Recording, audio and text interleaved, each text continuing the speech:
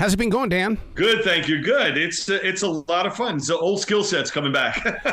Oh my God! I mean, what One of these in a while. what I love about modern day technology is like this right here is like the inside sleeve of an album. We get to hear your voice. We get to step inside your thinking process of why this paragraph did this and why you're carrying the reader to this over here. And this is what inspires other writers to become on a journey of readers.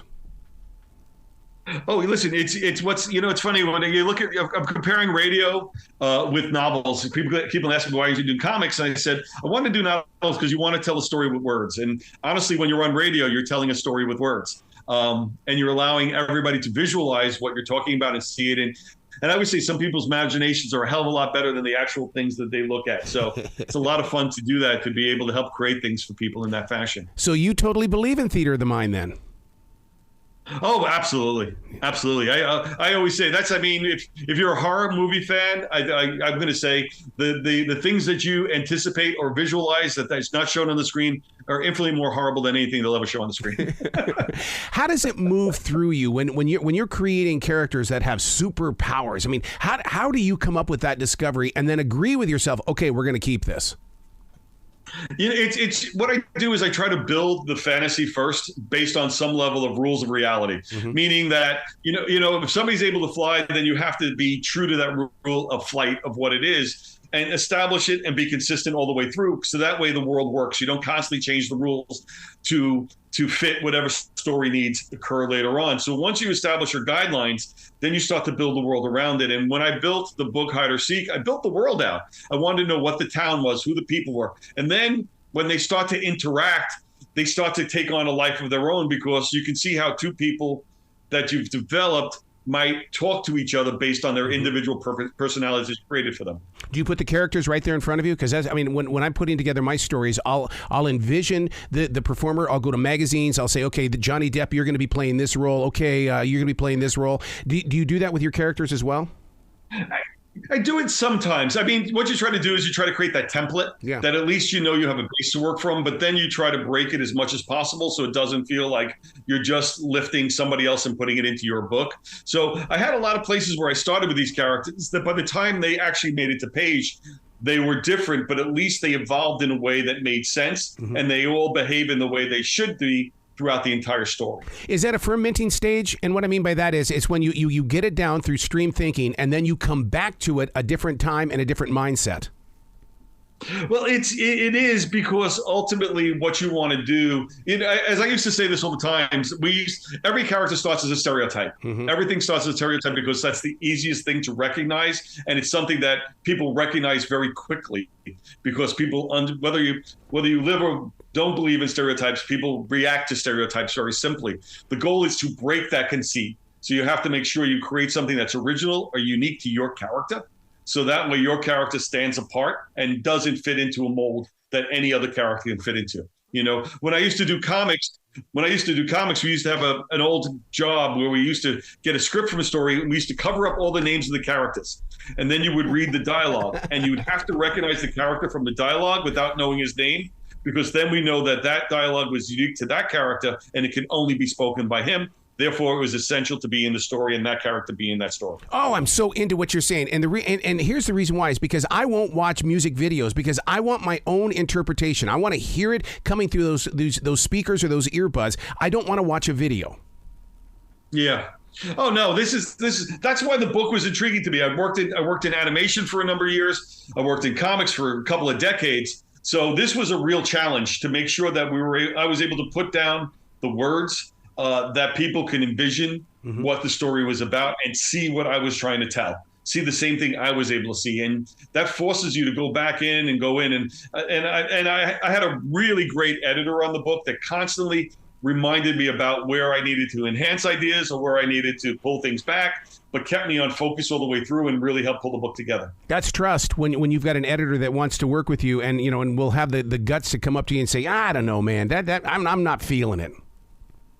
Oh no, the editor was great because she immediately got what I was trying to do, because the way the book is told, the story is told, is through the eyes of Nick. Yes. As he's seeing things as you're seeing things, and he's confused like you might can be confused. So you're on this journey with him every step of the way, and you're uncovering and revealing things every step of the way with him. So much so that I actually had chapters in there that broke that conceit that we actually pulled out of the book because it ruined that narrative. And we wanted to make sure that narrative stayed from the beginning of the book to the very end.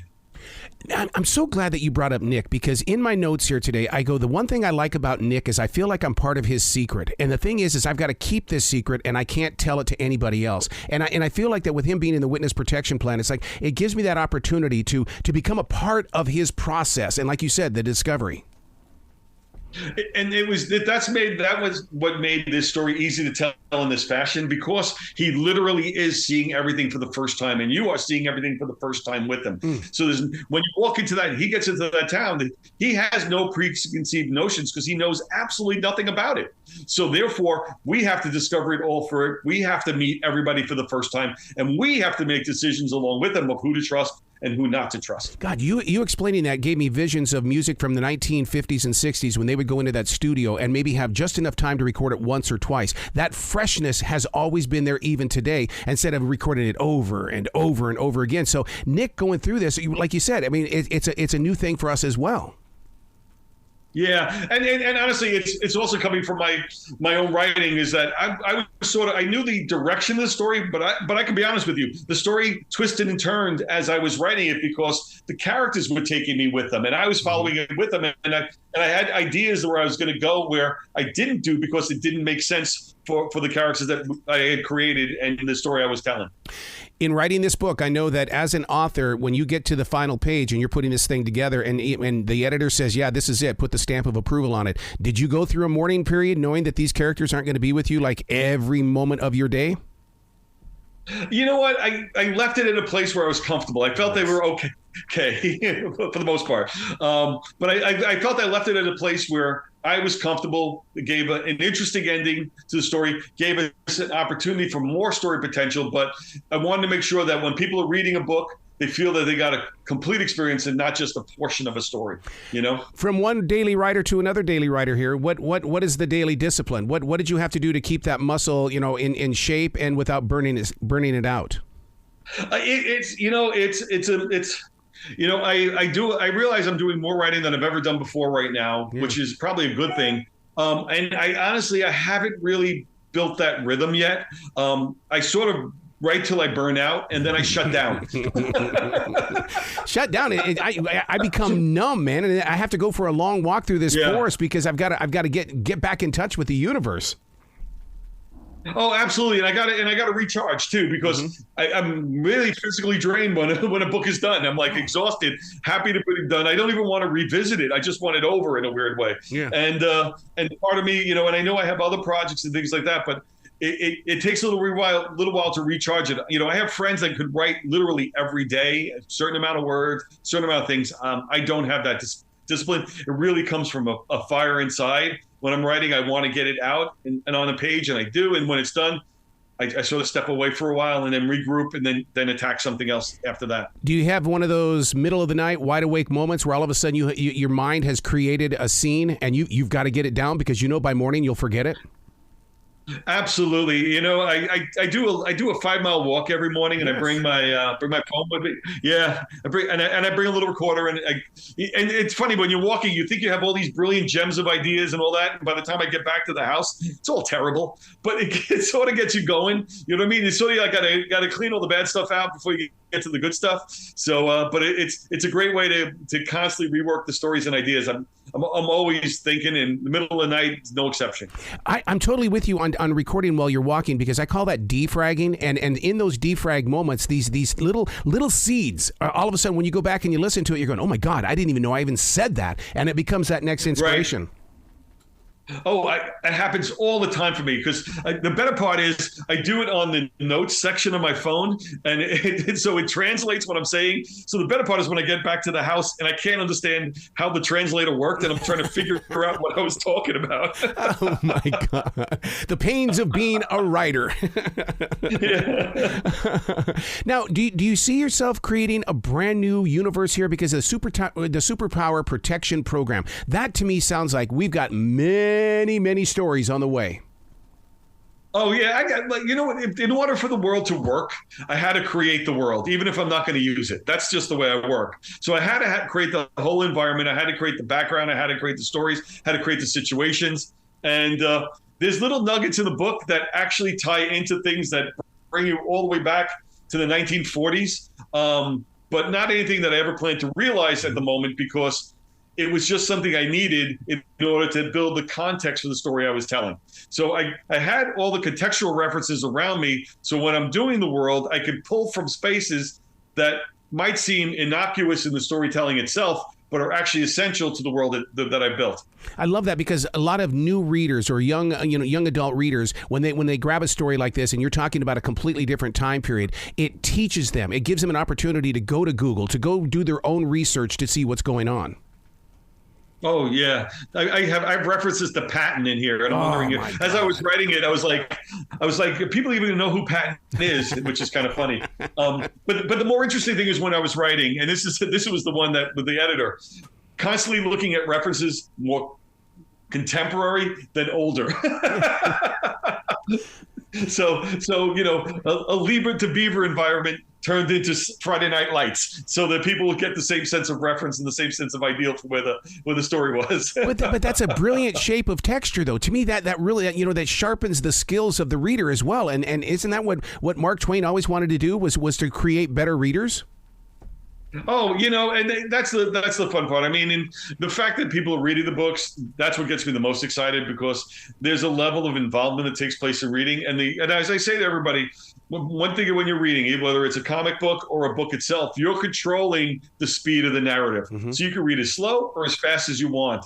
Somebody's not dictating that to you. So you can really take your time and enjoy it and pull out every nugget, or you can zip through it just to get the overall essence of the story. That's your choice. And it's the way you choose to read, which I think is great, because the book works on both those levels. It's a nice, easy, breezy read. You can really get a sense of fun with it. But if you take your time, there's a lot of things hidden that if we go forward, you'll be able to find out what this world is, because a lot of the seeds of that world are in this book.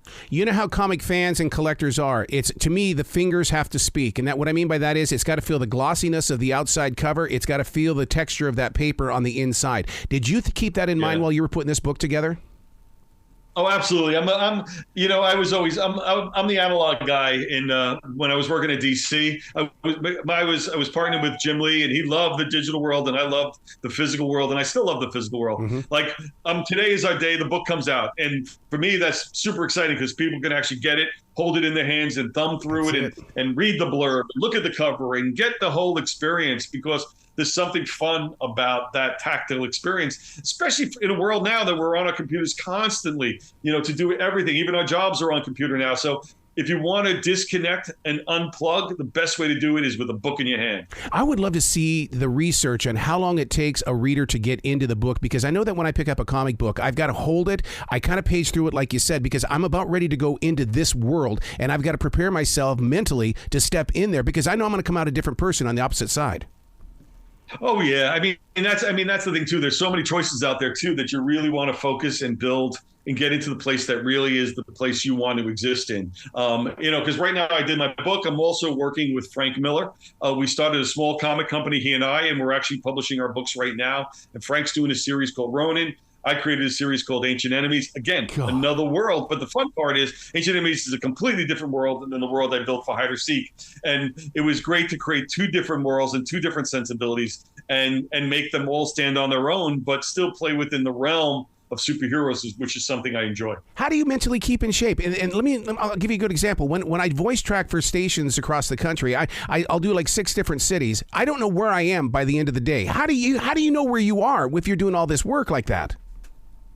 Because it's what I said before. It's like when I burn out, and then I start fresh. And when I start fresh, I can enter this brand new world. And that's ultimately what I have to do. I don't stay in the same place too long. I constantly move back and forth to keep it. Yeah. What is your fuel? Because creative people need some sort of fuel. I'll do almonds. I'll do, sure, I drink the coffee and stuff like that. But a creative mind needs fuel. Oh yeah, well for me it's constantly challenging myself and constantly trying to do better. Yeah.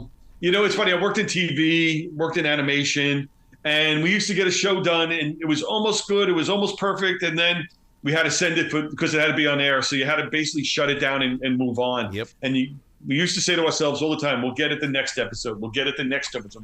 So there's this constant challenge to get it right and constantly trying to improve yourself. And that's something you get from comics too, because with comics, just like TV, you don't get a chance to sit there and pat yourself on the back and sit there and take all the praise. You got to put another thing out the next month, so it's just for a job well done. Even yourself, if you're on the radio, great show yesterday. What are you doing tomorrow? It's like that. And it's when you build that discipline and when you work to that speed, it's more about what are you doing next than what have I done in the past, Yeah, what I do with students of broadcasting that are growing into the business now is I look at them the opening days in class and I'll say, you've got to give yourself permission to suck. Okay, now you're going to go in there and you're going to go in the room, you're going to suck, but grow from being someone who sucked in that moment.